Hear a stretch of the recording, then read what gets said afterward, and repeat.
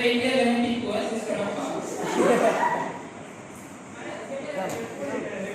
Okay, saya percaya semua orang sekarang dah ada telefon.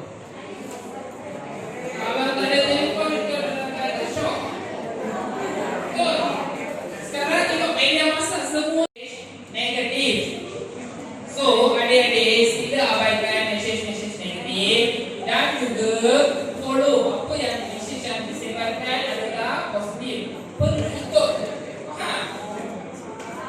Negatif adalah jangan negatif, abaikan negatif. Okay, jangan negatif. Faham? Ini adalah sumber kita dah dapat daripada Jabatan Penerangan.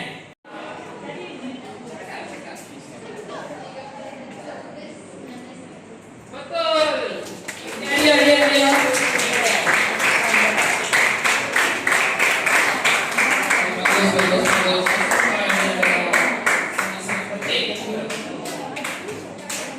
Okey, kita bekerja soalan keempat. Berikan dua prinsip rukun negara. Mari kita bagi tahu rukun negara.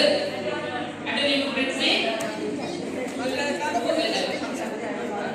Siapa volunteer?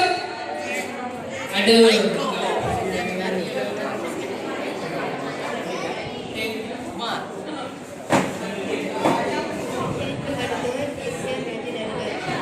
Betul, kepercayaan kepada Tuhan dan kesetiaan kepada raja dan negara.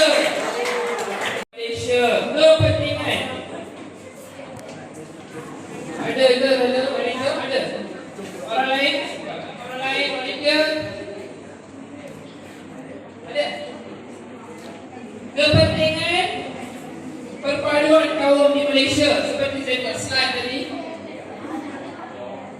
Lagi ada 6 hadiah saja. Siapa cepat dia dapat.